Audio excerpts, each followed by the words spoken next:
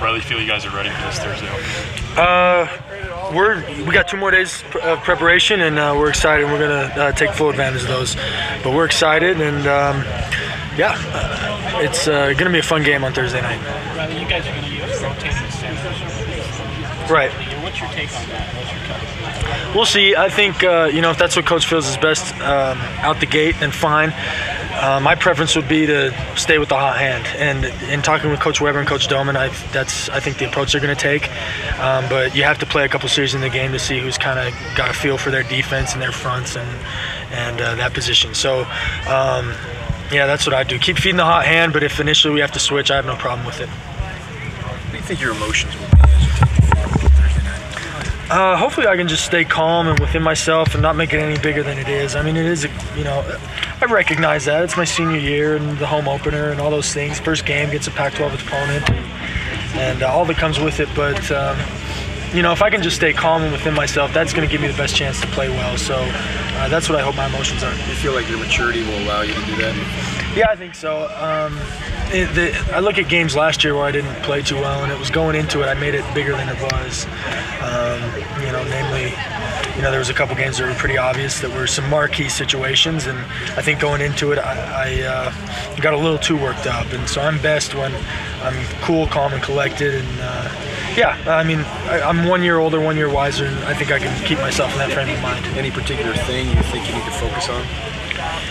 Just high efficiency pass game. Just making sure I always find the completion. If it's the back, cut your losses and check it down to the back. Who knows? You may break a tackle and go for 25 instead of trying to push the ball down the field all the time. And also, I haven't had a lot of reps in it because I've been in the green jersey, but a big part of my game is taking it down, tucking the ball down and running and going getting positive yards that way. So if I can do those 2 things, we'll keep moving the ball up and down the field, and that always increases your chances of scoring touchdowns. What do you think you're most improved upon this year as opposed to the prior years? My coverage recognition in front and defenses, and that's just come from volumes of reps, and also going against Coach Mendenhall's defense, who does a great job disguising and coming from all different angles, and then just mastery of the offense, getting back to my second and third reads. I feel like I've done that better this camp than ever before, and I expect and hope that translates over to the game. What's on the line for the program Thursday? A win? I don't know how to answer that question. Any more important because it's a Pac-12 opponent on national television? It's a springboard perhaps to the season, or is it just another game? No, I don't think so. Coach Mendenhall would have us approach it as just another game. That's what it is, and focus on what we can do. Obviously, we respect our opponent, and we're studying them and preparing the best we can for them, but go out there and focus on what we can do and execute. You talked about your own maturity and learning and not getting too overexcited about a big opponent. What about sharing that with the rest of the guys on the team? What's your role in teaching other guys that? Well, it's different for quarterback than it is at any other position. If a running back goes in the game hyped, that's awesome because he's probably going to run more physical and more violent. And same with linebackers and safeties, defensive linemen. Maybe safeties need to be a little bit cooler-headed because they're last line of defense. But quarterback's such a cerebral position. I mean, if I went out there and hyped, and it's happened to me before in games in high school, even in college, the first throw goes 6 rows into the stands, I'm gonna let those guys, each guy likes to prepare for a game differently. For me personally, that's gonna be my approach. What does Washington State bring defensively? So they're changed up their scheme from last year, and they're bringing a 3-4, and always in a 3-4 that really opens up the amount of looks you can get pre-snap as far as what fronts and blitzes and blitz disguises and coverages you can play behind those. And then they bring in an experienced secondary.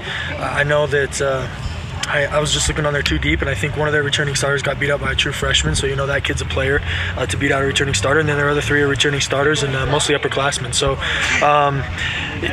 we're not taking them lightly at all, and they're going to be a great opponent.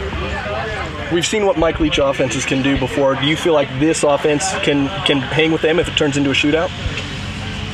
We'll have to see. It's hard to put a hypothetical out like that. Obviously, the best predictor of future performance is past performance, and if he's done it there, he's done it everywhere. I think we're lucky that it's their first game in a new system. I think there's always kinks to be worked out, but I expect them to throw the ball down the field and put up points. But we expect to go out there and execute and move the ball and put up points as well. So we also have a very good defense, and I trust our defense, and I hope we play well. With your schedule being what it is it hard not to circle some games a little bit more than others?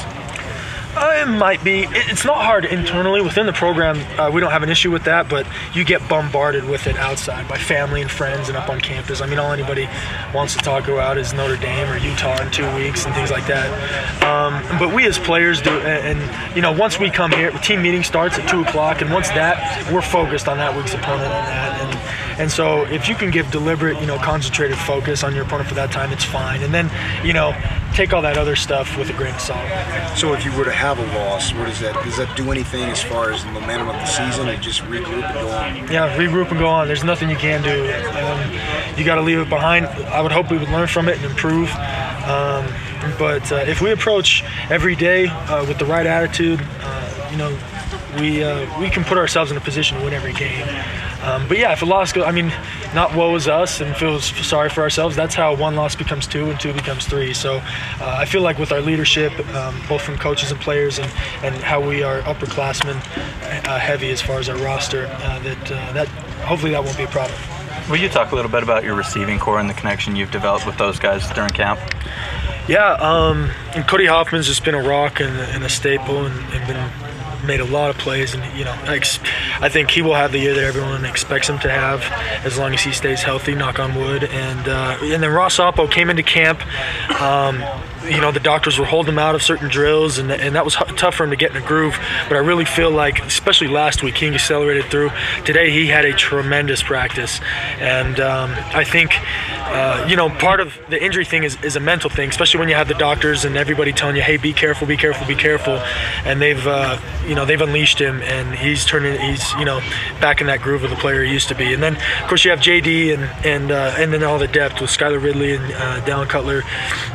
Mitch Matthews, Marcus Matthews, Dallin Cutler, all those guys have been making plays, and I expect them to continue to make plays. Moving off the wide receivers to the tight end position, Kanekua, Friel, Holt, and Richard Wilson. Does the tight end position seem like a position that maybe could burst out the scene a little bit more this year than in comparison to last year? Yeah, I think so. All those guys have worked really hard during camp, especially, you know, Richard and Austin.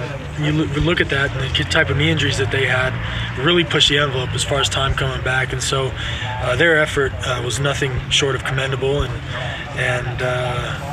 you know, they got in a position to where they are going to help us. And you know, Kane performed very well and very consistent, and is playing at a high level, and so he's going to take the first snaps.